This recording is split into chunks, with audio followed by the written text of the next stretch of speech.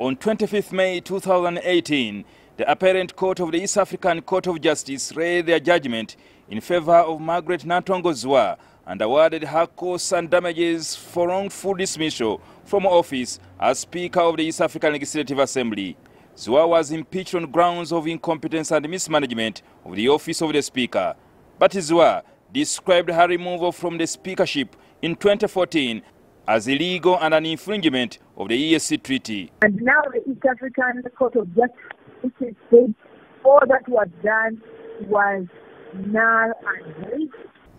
Now, the East African Committee intends to challenge the recent court awards to former Speaker of the East African Legislative Assembly, Margaret Nantongo Ziwa. We have received the report as a council, and we have instructed the legal team of the Secretariat to do an appeal on the cost in taxation. So the taxation process will determine how much money the Secretariat or the Assembly, the Council, the East African Committee will pay. The Deputy Prime Minister and Minister for East African Affairs, Kirunda Kiveginja, has cautioned regional lawmakers to desist from repeating the same mistakes that led to a huge charge on the taxpayer of the community. First of all, it will impact on the Yala to know that whatever they do, they must be more serious. People are not sent here to play around. A court is a court order. We have got the rule of law. That decision that has been given was the epilogue or prolongation of the whole saga that happened during that period of time. We are now confronted with the principle of stare decisis, to the effect that that decision now continues to linger and establish a protective wall against any such conduct that can fall, skedaddle, and fall by the wayside of the established rules. So, meaning we have got a lesson to learn, and I think we have got a price to pay. Of course, that has been redressed in summa by way of award of damages. Zziwa's ruling has set in motion what could happen in future following another court case by Burundi challenging the election of the current speaker from Rwanda, Martin Ngoga.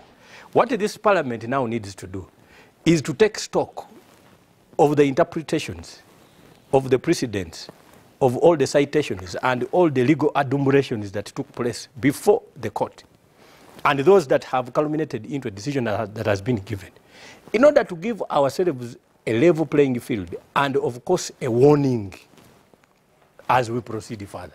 During the elections of Ngoga, Burundi and Tanzania boycotted the elections. Counsel of the community, Dr. Anthony Kafumbe, had cautioned them not to proceed without the two partner states, but in vain. Clerk, if the intention was that you could elect without some members being around, then this assembly should have convened in June or July this year. Two-thirds of all the members. No, the rule in contention is rule 12 is here. They are talking of forum of the house. Forum of the house. We are now confronted with the principle of prospective annulment, which is buttressed in the authority of Vukaris Mwatera versus the East African Community, to the effect that you only take a decision as a court affecting the future. Activities for election of the speaker are done by elected members, not by the assembly. According to Maganda and Kiveginja, Zziwa will be paid, but she will have to wait a little longer. Jingo Francis, NTV in Nairobi.